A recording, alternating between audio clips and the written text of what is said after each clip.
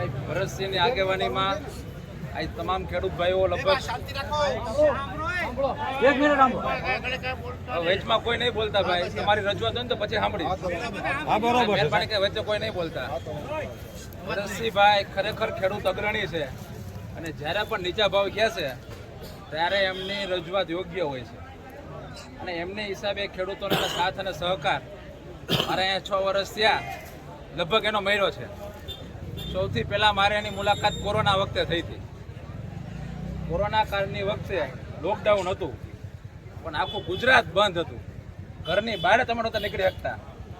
ત્યારે ખેડૂતની ડુંગળીયા ભાઈએ કીધું એમ હમણાં કે હળી જ જવાની હતી પણ એને એકને 200-500 મણને નુકસાન આવે તો નીંદર આવે, પણ યાર્ડના સત્તાધીશો તરીકે અમને નીંદર નહોતી આવતી. કલેક્ટર સાહેબને રાજ્ય સરકારને અમે વિનંતી કરી કે ભાઈ કરોડ થેલા ભર્યા, કેટલા 4-5મો મહિનો તો ખબર 20 તારીખ ગઈ ને ત્યારે બરોબર 5 વર્ષ થયા. 1 કરોડ થેલા સૌરાષ્ટ્રમાં ભર્યા. 200 રૂપિયાનો ભાવ ગણો, મેં કીધું 500 રૂપિયાનો થેલો થાય એટલે 500 કરોડ રૂપિયાની ડુંગળી છે ને હળી જાય. 2 દી 5 દી રહે ને પૂરો થઈ જાય માલ. કે આ કઈ છે ને મગફળી કપાણથી પડ્યા રહ્યા એમ. બરોબર. એટલે સરકારમાં રજૂઆત કરી. કલેક્ટર સાહેબે તાત્કાલિક ડેપ્યુટી કલેક્ટરને મોકલ્યા. ડિહાઇડ્રેશન ઉદ્યોગ કર્યો, મીટિંગ કરી. શરત એવી કરી કે 15 માણસોથી કારખાનો હલાવવાનો અને એ અંદર આવી જાય ને તો એને જમવાનું ન્યા, કૂવાનું ન્યા, બહાર ને નીકળો ન તો લોકડાઉનનો મતલબ ન રહે. એવી રીતે 2 પાડેથી ધીમે ધીમે કારખાના ચાલુ થયા. સૌરાષ્ટ્રનો ખેડૂત ગોંડલનો હોય, પોરબંદરનો હોય કે જામનગરનો હોય, એને ડુંગળી વેચવા હોવા જવું હતું પણ ઘરની બહાર નીકળી શકતો નહોતો. એ નીકળી શકે રસ્તામાં જિલ્લાની અઢળક પોસ્ટ આવે, પોલીસ પોસ્ટો આવે અને પોલીસ પોસ્ટ રોકે ને બહાર જવા દે.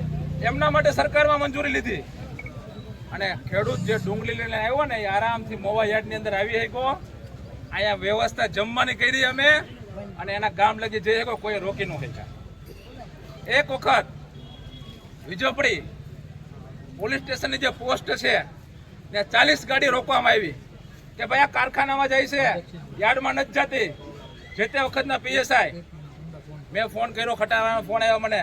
મેં કહ્યું સાહેબ આપણે ગાડીઓ રોકે છે અહીંયા.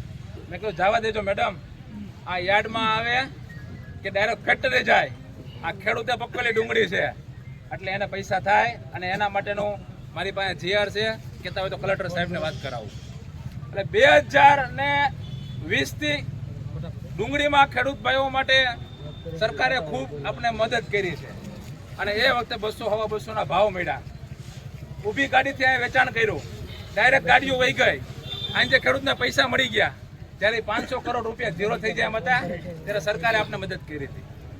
જ્યારે ભાવ નીચે ગયા 2017 હોય, 2019 હોય કે 2022 હોય, જે તે વખતના ચેરમેન સાહેબે રજૂઆત કરીને કિલોએ રૂપિયા, છેલ્લા વખતે 2022માં કિલોએ 2 રૂપિયા સબસિડીની માંગણી કરી અને સરકાર રાજી થઈને લગભગ મોવા યાર્ડમાં 60 કરોડ રૂપિયા ગયા વખતે આવ્યા.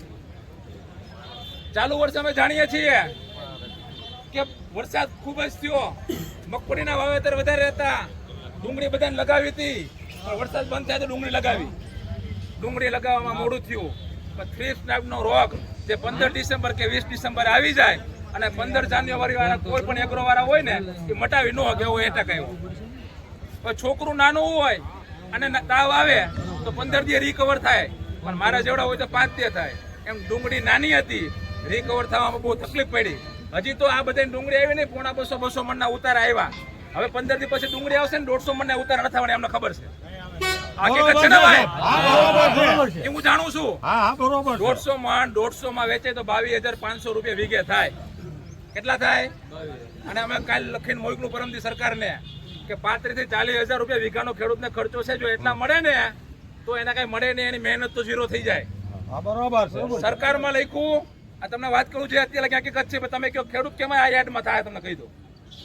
સરકારમાં લખ્યું, સરકાર પોઝિટિવ થઈ. આવતીકાલે મહુવા માર્કેટિંગ યાર્ડના chairman Shri, vice chairman Shri, ધારાસભ્યશ્રીની અધ્યક્ષતામાં અમારે રૂબરૂ મુલાકાત કરવા કૃષિ મંત્રી રાઘવજીભાઈ પટેલને જવાનું છે. વિધાનસભાનું બજેટ ચાલુ હોય છતાં અમને 11 વાગ્યાનો સમય આપ્યો છે કે ભાઈ ચાલુ વર્ષે ડુંગળીના ભાવ સારા મળ્યા ખેડૂતોને.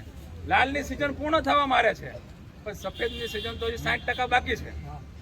મોવા યાર્ડમાં અત્યાર સુધીમાં 45 લાખ થેલા આવ્યા. કેટલા આવ્યા? હજી 55 થી 60 લાખ થેલા આવવાના છે. એમાં કોઈ શંકાને સ્થાન નથી. એટલે 50 થી 60% માલ હજી સફેદ ડુંગળી મોવા યાર્ડમાં આવવાની છે. તેમજ ગોંડલ યાર્ડમાં સફેદ આવે તો ત્યાં પણ જવાની છે. પણ જ્યાં યાર્ડમાં જાય ત્યાં સૌરાષ્ટ્રના ખેડૂતે સફેદ ડુંગળી વાવી છે. સૌરાષ્ટ્રના ખેડૂતોને યોગ્ય ભાવ મળે, બાકી બહુ મોટું નુકસાન જાય છે એવી અમે સરકારમાં રજૂઆત કરી છે. પહેલી વસ્તુ આ એમને અનુસંધાને અમારે આવતીકાલે ત્યાં મળવા માટે જવાનું. હવે બીજી વસ્તુ હું તમને વાત કરું. ગઈકાલના 50,000 થેલા પેન્ડિંગ હતા. કેટલા બાકી હતા? અત્યાર સુધીમાં 45 લાખ થેલા વેચ્યા. ક્યારેય પણ આપણે બંધ રાખવું નથી પડ્યું. 50,000 થેલા પેન્ડિંગ હતા, 80,000 અહીંયા ઉતાર્યા. લગભગ 1.25 લાખ થેલા અહીંયા બાકી છે અને એક દિવસમાં આપણે 1.25 લાખ થેલા વેચી શકીએ. આના સિવાયના આપણે દેવળિયા ખાતે ઉતાર્યા, ત્યાં આપણે જગ્યા ભાડે રાખી, ત્યાં ખેડૂતોને તકલીફ ન પડે, લેનાર વેપારીઓને તકલીફ ન પડે. એટલે 100 ટનનો વેપરી 11 લાખના ખર્ચે આપણે ત્યાં બનાવ્યો. ખેડૂતોની સેવામાં આપણે ત્યાં વધારો કર્યો.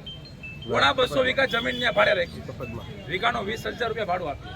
લાઇટ, પાણી જેવી સિક્યુરિટી વ્યવસ્થા, આ બધી વ્યવસ્થા માર્કેટિંગ યાર્ડ કરી શકે. પણ તમે મને એમ કહો કે આના 200 રૂપિયા આપો તો એ કોઈ વ્યવસ્થા અમે કરી શકીએ નહીં. હા, એટલું જરૂર કરી શકો કે તમારા ભેગો રહો, વેપારીને આપણે સમજાવીએ કે ભાઈ યોગ્ય ભાવ તમને મળે એવું કરો. બાકી આજના દિવસે 2 લાખ થેલા સારા, બદલો 20,000, 2 ને 20, અને ગઈકાલના 50 વત્તા 10 બદલો 60,000. 3 લાખ થેલા યાર્ડમાં પડ્યા છે. કેટલા પડ્યા છે ભાઈ? 3 લાખ છે સાહેબ. તમે મારી વાત સાંભળો, વેચે નહીં. મારી વાત સાંભળો, છેલ્લે બોલજો. 1.25 લાખ થેલા આજે વેચાવાના છે. કેટલા? 1.25 લાખ થેલા આજે વેચાય તો 1.5-2 લાખ હજી બેલેન્સ રહેવાની છે. તમારા ખેતરમાં તમારી ગાડીઓ અત્યારે ભરાય છે. કોઈ વસ્તુ સાંભળી લેજો, અટકવાનું નથી. આજે આવશે એટલે બીજા 3 લાખ પેન્ડિંગ થવાના. માર્ચ એપ્રિલની રજા આવે છે હમણાં એન્ડિંગની, પાછું પેન્ડિંગ થવાનું છે. માર્કેટ છે ને એ હવે આપણે હાથની વાત નથી, પણ આપણી રજૂઆત સરકારને કરી છે, એમાં પોઝિટિવ વલણ આવે એ આપણા હાથની વાત છે. છતાં આપણે તમારી સાથે આ એક લાઈન આપણે અહીં પૂરું થાય ને ત્યાં લગી હું હરાજીમાં રહું. વેપારી ભાઈઓને હું કહું છું કે ભાઈ યોગ્ય તમે થોડાક સપોર્ટિવ ભાવ મોકલો. સારા માલના આજે પણ 200 થાય છે, નથી થતા એવું નથી. તમે એવું ધારી લો સાંભળો વચ્ચે નહીં, આમાં 300 રૂપિયા આપને મળે તો જ પોહાય એમ છે, મને ખબર છે. પણ એવું કોઈ દી નથી થવાનું.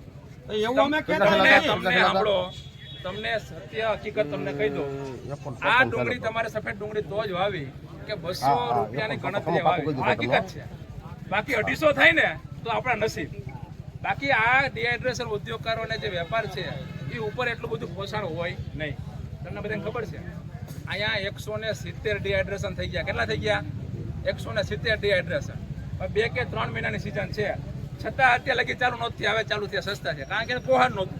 એટલે 200 ઉપર આપણે ગયા વખતે 250 આવ્યા તો એ લોકોને માર્કેટ હતો તો આવ્યા, પણ આ વખતે એનો માર્કેટ થાય તો એ ભાવ કરશે.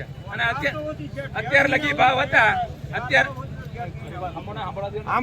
સાહેબની વાત કરજો, પછી આપણે કેવું સાહેબ 400 નહીં 500 રૂપિયા હતા. એક્સપોર્ટ હતું ને, ડિમાન્ડ હતી 600 રૂપિયા હતા. એટલે એક્સપોર્ટની વાત અલગ હોય, પણ કારખાનામાં 200 થી 250 ના ભાવે કારખાના વાળા, ફેક્ટરી વાળા ખરીદતા હોય. એની આસપાસ ભાવે આપણે એટલે પોહાતું કે આપણે ઉતારા આવતા 300, 350, 400 મણના ખેડૂતોને ઉતારા આવતા કે ભાઈ 200 રૂપિયા આવે ને તો 70-80 હજારનો વીઘો થતો. પણ આ વખતે ઉતારા ઓછા છે અને ભાવ ઓછા છે. એના માટે સરકારમાં આપણે રજૂઆત કરી છે. હરાજી બંધ રાખવાથી કોઈ આપણે ફાયદો થાય એમ નથી. આપણે ફક્ત અહીંયાથી લઈને અહીંયા લગી આપણે પ્રયત્ન કરવાનો છે. જે ખેડૂત ભાઈઓને એવું થાય કે મારી ડુંગળીના ભાવ ઓછા એવા એ વકલ ઉભો રાખી શકે છે. બાકી આપણે હરાજી અહીંયા ટ્રાય કરીએ, પછી આપણે પાછું નક્કી કરશું. આમાં છે ને કોઈને ફાયદો થાય એવું નથી, સમજાણું? અને બધા સ્વતંત્ર છે આમાં, ક્યાંય વેચીને વહી જાવ એવું નથી.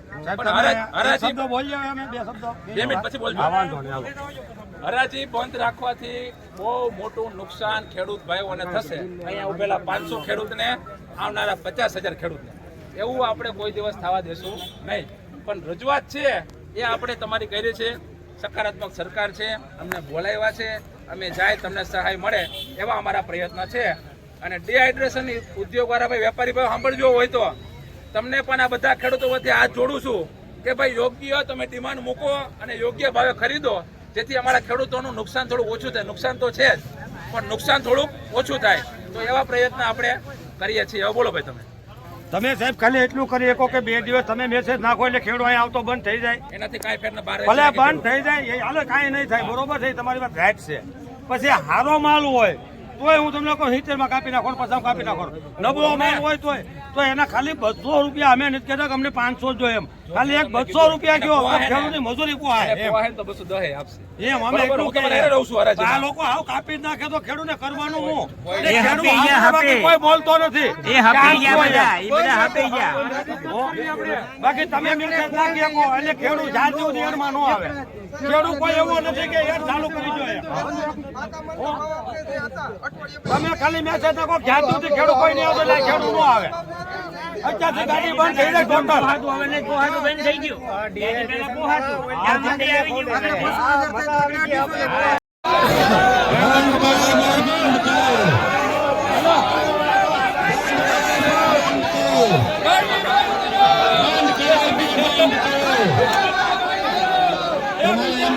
ખેડૂતોને લૂંટવાનું બંધ કરો. અરે ભાઈ બંધ કરો, ભાઈ બંધ કરો.